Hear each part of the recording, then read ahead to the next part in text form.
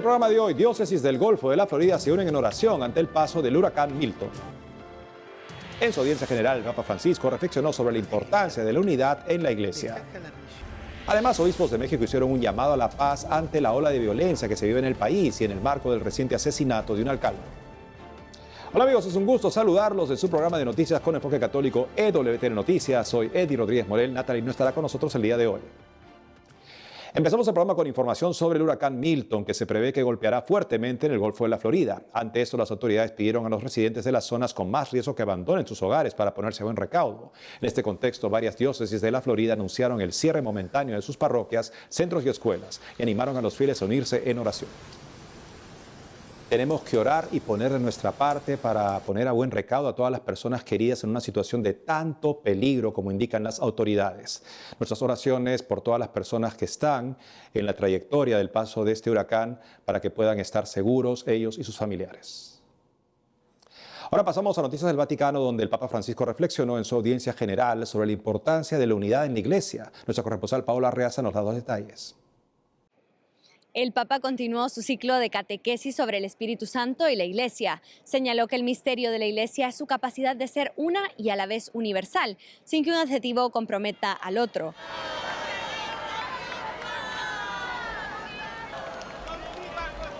El pontífice subrayó que lo que es el alma para el cuerpo humano es el Espíritu Santo para el cuerpo de la Iglesia. Con esta imagen quiso explicar cómo el Espíritu Santo no opera la unidad de la Iglesia desde lo externo, sino que es Él mismo quien la ejerce, por lo que la unidad no es fruto de meras negociaciones entre los miembros de la Iglesia. La unidad de la Iglesia es la unidad entre las personas y no se consigue actuando de manera teórica, sino en la vida. Se realiza en la vida. Todos queremos la unidad, todos la deseamos desde lo más profundo de nuestro corazón. Sin embargo, es tan difícil de conseguir que incluso dentro del matrimonio y de la familia, la unidad y la concordia son de las cosas más difíciles de alcanzar y aún más difíciles de mantener. La razón por la cual esto es difícil, es decir, la unidad entre nosotros, es que cada uno quiere, sí, unidad, pero en torno a su propio punto de vista, sin pensar que la otra persona, que los otros, a quien tenemos enfrente, piense exactamente lo mismo sobre su punto de vista. El Santo Padre añadió que obtener la conformidad entre todos los miembros es difícil, porque todos quieren que se haga la unidad en torno al propio punto de vista, y dijo que esto solo se alcanza cuando se pone al centro a Dios y no a uno mismo. El Papa Francisco aprovechó esta ocasión para recordar que la Iglesia dedica el mes de octubre al Santo Rosario. El mes de octubre dedicado al Santo Rosario es una ocasión preciosa para valorizar esta tradicional oración mariana. Los exhorto a todos a rezar el rosario todos los días, abandonándose confiadamente en las manos de María. A ella, Madre solícita, confiamos el sufrimiento y el deseo de paz de los pueblos que sufren la locura de la guerra, especialmente la atormentada Ucrania, Palestina, Israel, Myanmar, Sudán. A todos mi bendición. En Roma, Paola Arreaza, EWTN Noticias. Gracias, Paola. Por otro lado, los participantes del Sínodo de la Sinodalidad en el Vaticano hicieron una donación para la única parroquia católica que existe en Gaza. Veamos. En una colecta promovida por el Dicasterio para el Servicio de la Caridad del Vaticano, los miembros del sínodo donaron un total de 32.000 euros, que han sido destinados a la única parroquia católica en Gaza. Se trata de la parroquia del padre Gabriel Romanelli, a la que el Papa Francisco llama cada día para conocer su situación desde que inició la guerra en Tierra Santa, hace ya un año. En el marco de este aniversario celebrado el pasado 7 de octubre, el limosnero del Papa, cardenal Konrad Krajewski, pasó una colecta en la entrada del aula Pablo VI del Vaticano a todos los participantes del sínodo de la sinodalidad. Esta colecta también se celebró el día en el que el Santo Padre exhortó a los fieles a tomar las armas del amor, el ayuno y la oración por la paz en Medio Oriente. Un comunicado del Dicasterio Vaticano indicó que la oración y el ayuno no se hacen sin la limosna, que debe hacernos sufrir, también debe dolernos, porque renunciamos a lo que nos pertenece para darlo, a nuestro prójimo necesitado o incluso a punto de morir. Además de lo recaudado, el Vaticano ha donado otros 30.000 euros. Desde la Iglesia de la Sagrada Familia de Gaza, el padre Romanelli, junto a un grupo de niños y algunos de sus padres, envió un video de agradecimiento por las donaciones recibidas. Queremos agradecerles. Estamos acá con una pequeña parte de aquellos que estamos dentro de la Iglesia de la Sagrada Familia en Gaza. Queremos agradecer al Santo Padre, al Papa Francisco, a todos los padres sinodales por aquello que han hecho, por la ayuda que han enviado a través del Monseñor, el Cardenal Conrad. Le agradecemos verdaderamente la oración, la cercanía y la ayuda concreta. Sepan que la ayuda ya está en las cuentas de la Nunciatura en Jerusalén. Les agradecemos acá, todos los que ven. Todos necesitan de todo, acá y afuera. Ayudamos a miles de familias.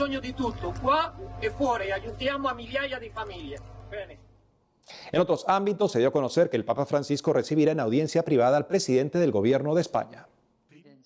El Papa Francisco recibirá en audiencia privada al presidente del Gobierno de España, el socialista Pedro Sánchez, con el objetivo declarado de continuar aunando esfuerzos en favor de la paz, instando a la diplomacia y al diálogo frente a la vía militar ante el conflicto en Tierra Santa.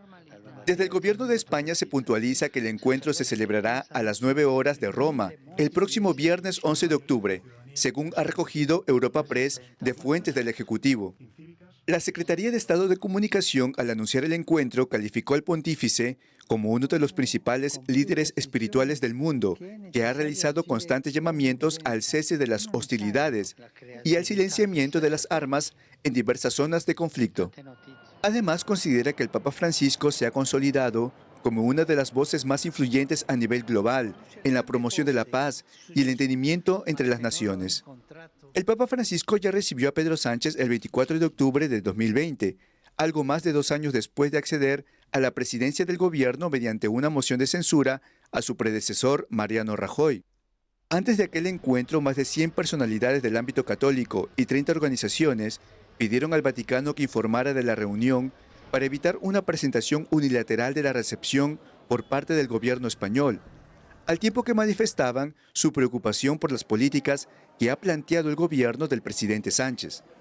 Así denunciaban que desde su llegada al poder, Sánchez ha implementado leyes y políticas que chocan frontalmente con la concepción cristiana y el magisterio de la Iglesia. Entre otras, ha impulsado la eutanasia, la ideología LGTBI, la eliminación del delito contra los sentimientos religiosos, la prohibición del rezo público de rosario, y en especial su deseo de resignificar y desacralizar el Valle de los Caídos, que pasa por la expulsión de la comunidad benedictina.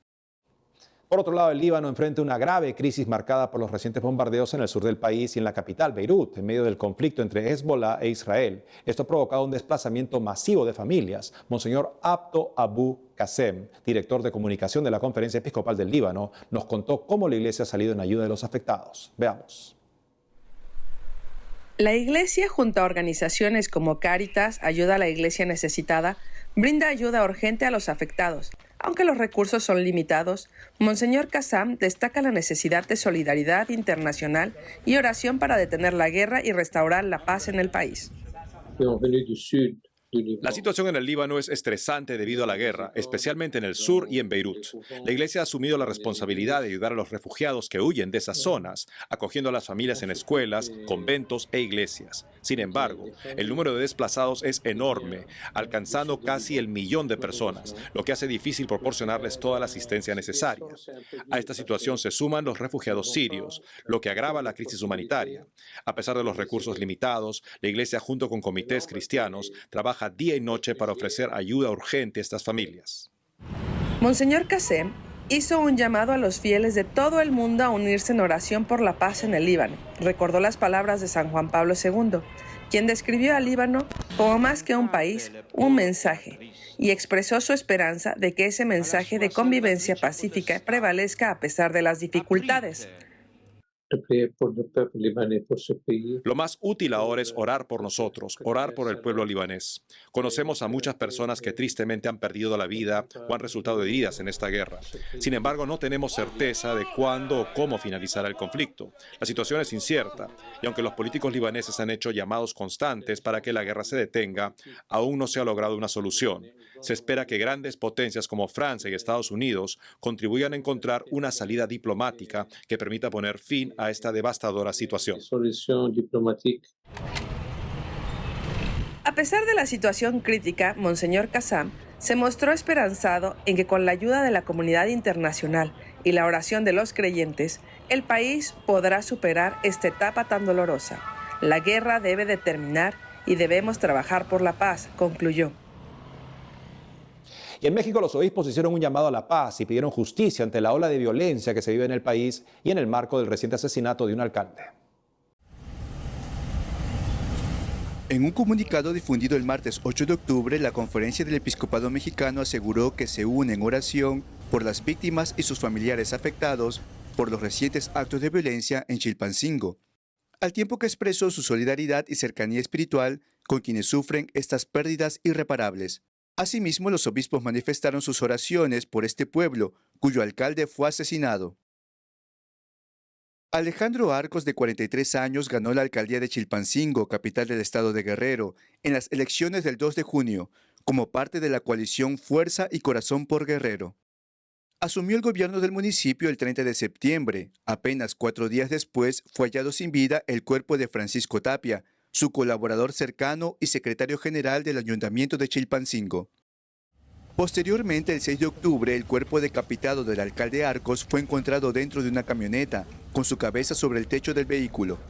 Según informes locales, él había pedido en días previos protección de las autoridades estatales. El suceso hizo que la presidenta de México también se pronunciara. Sobre el lamentable suceso del presidente municipal de Chilpancingo, hoy en la mañana se presentó el caso, se están haciendo las investigaciones necesarias para saber cuál fue el motivo. Por su parte, los obispos mexicanos expresaron que estos crímenes son hechos que nos consternan profundamente y revelan una situación alarmante en nuestro país. Ante esta escalada de violencia, los obispos mexicanos demandaron a las autoridades de todos los niveles emprender acciones concretas e inmediatas para garantizar la seguridad y el bienestar de todos los ciudadanos, además de esclarecer estos crímenes y hacer justicia, restaurando el Estado de Derecho. Finalmente, el episcopado pidió a todos los sectores de la sociedad unirse en un esfuerzo conjunto por la paz, el respeto a la vida y la construcción de una sociedad más justa y fraterna. Amigos, tenemos que hacer una pausa, pero al volver conoceremos cómo la iglesia ayuda a los más necesitados en Haití. Además, el Seminario San Carlos y San Ambrosio en Cuba cumplió 250 años formando a los sacerdotes en la isla. Veremos lo que se vivió en el marco de este aniversario. Ya retornamos con más noticias de la iglesia en el mundo.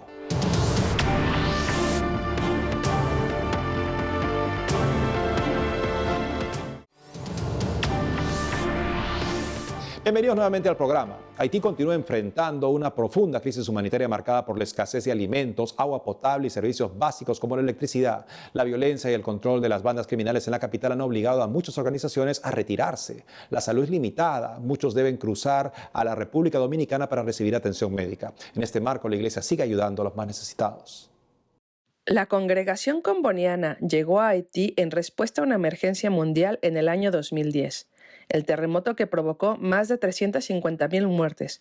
La vida religiosa de América Latina, a través de la CLAR, Conferencia Latinoamericana de Religiosas, convocó a diversas congregaciones a enviar miembros para ayudar al pueblo haitiano en su proceso de recuperación. Desde entonces, han formado una comunidad intercongregacional, compuesta por hermanas de distintas congregaciones como las combonianas, la Escuela Católica del Sagrado Corazón de México y las Mercedarias de Barcelona. Haití es muy resiliente, muy fuerte, muy valiente. Siempre lucha por seguir adelante, a pesar de las tragedias que ha sufrido. Es un pueblo lleno de esperanza y fe, con un profundo sentido de lo sagrado, heredado de sus raíces africanas y su espiritualidad vudú. En nuestra comunidad trabajamos con mujeres a través de proyectos de microcrédito, apoyando también la educación y la obtención de documentos para que puedan acceder a más oportunidades. Aunque las condiciones de vida son extremadamente difíciles, vemos a diario cómo la solidaridad y la fe fortalecen a este pueblo. También ayudamos en la formación en valores y en la obtención de documentos esenciales como los pasaportes, ya que uno de los mayores problemas en Haití es que muchas personas no tienen documentos.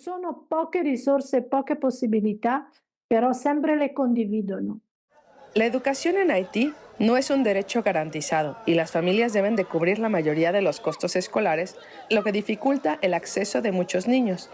A pesar de esto, la comunidad comboniana organiza refuerzos escolares para los niños que han dejado de asistir por razones económicas y ofrecen un lugar seguro para aquellos que pasan el día solos. Además, han iniciado cursos de alfabetización para adultos. A pesar de las tragedias que han sufrido, describe a los haitianos como: Este pueblo es muy resiliente, muy fuerte, muy valiente. Será porque ha tenido que enfrentar muchas tragedias a lo largo de su historia, y es un pueblo muy resiliente. Siempre decimos nosotras las hermanas que ya habríamos muerto hace mucho tiempo, si hubiéramos tenido que enfrentar y vivir en las condiciones en las que vive el pueblo haitiano. Así que, la resiliencia, sin duda.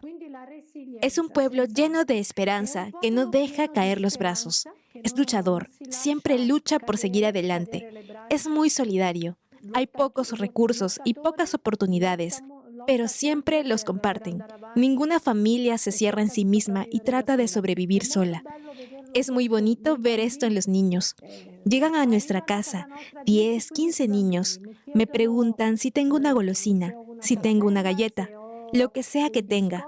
Claro, no tengo para todos, doy algo, y ningún niño se va con su golosina sin compartirla con los otros. Tiene que condividerla un pezzetto ciascuno con tutti. Las condiciones de vida en Haití son extremadamente difíciles, con grave escasez de alimentos, agua potable y electricidad. La población enfrenta hambre y la falta de recursos educativos y sanitarios, lo que lleva a muchos a cruzar a la República Dominicana para recibir atención médica. Luisa también destaca la pérdida de autoestima de los haitianos, quienes ven la migración como su única esperanza. La hermana Luisa pide apoyo internacional tanto material como espiritual y resalta la importancia de no olvidar a Haití, promoviendo la oración y la discusión sobre las causas de su crisis. Recemos por Haití. A continuación profundizaremos en el santo de hoy, San Luis Beltrán, considerado como el patrono de la República de Colombia.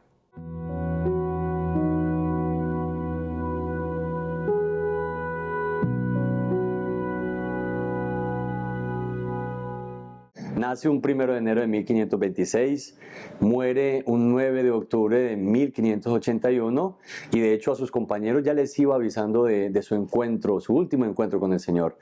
Desde muy pequeño deseó consagrarse a la vida religiosa. Tuvo dificultades en su familia, pero a los 18 años entra a la Orden de los Predicadores, a los dominicos. A los 36 años se viene para las Américas. Él, recordemos, era de España.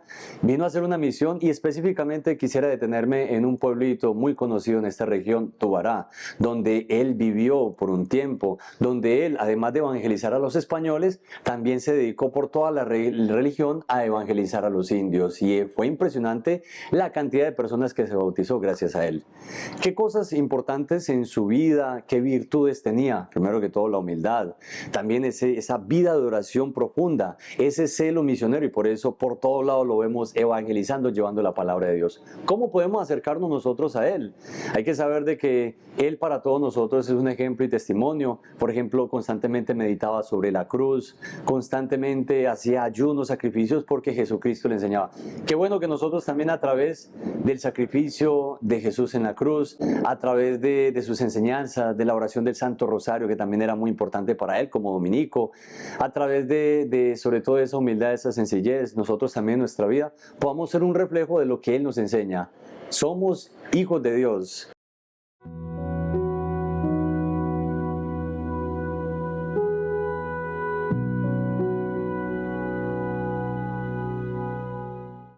Y en Cuba, el Seminario San Carlos y San Ambrosio cumplió 250 años formando los sacerdotes en la isla. En este aniversario, la institución recibió la bendición apostólica del Papa Francisco. Nuestra corresponsal Rachel Díez nos informa.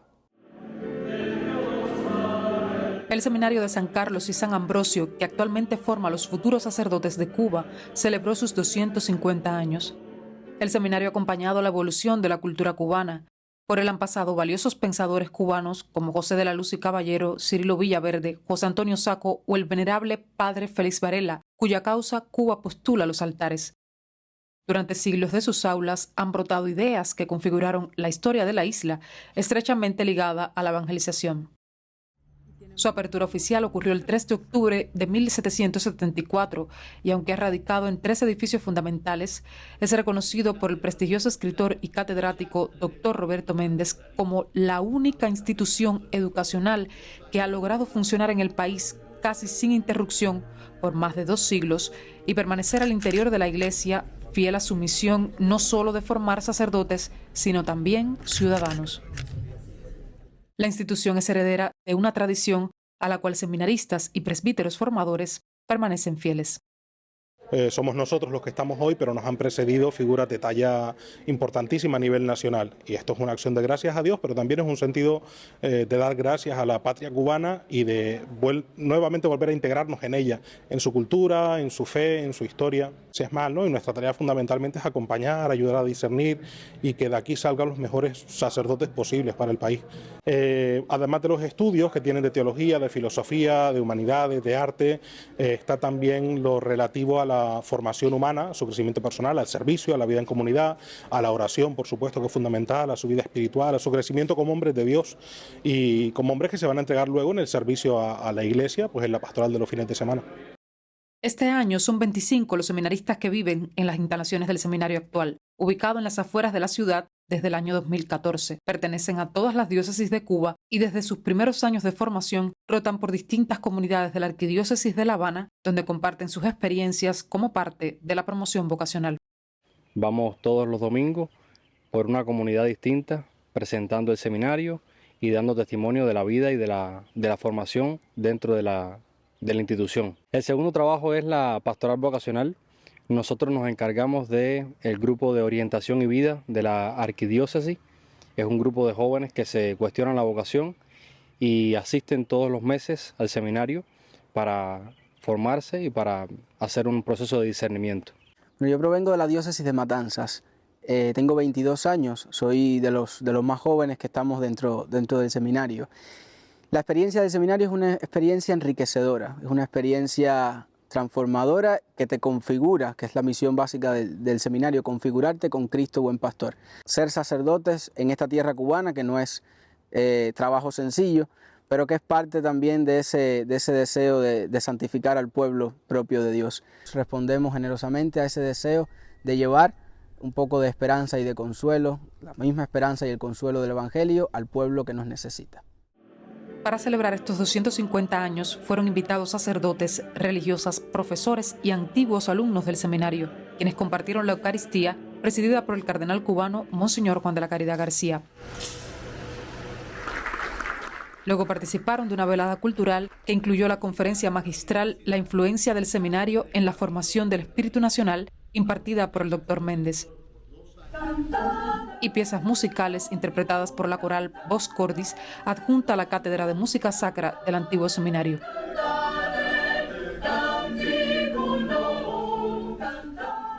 También recibieron las palabras del nuevo nuncio apostólico de su santidad en Cuba, Monseñor Antoine Camilleri, quien entregó la bendición apostólica del Papa Francisco para esta importante ocasión.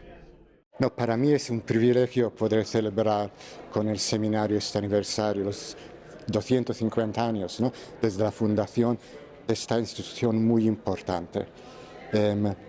Es el corazón de la Iglesia aquí en Cuba.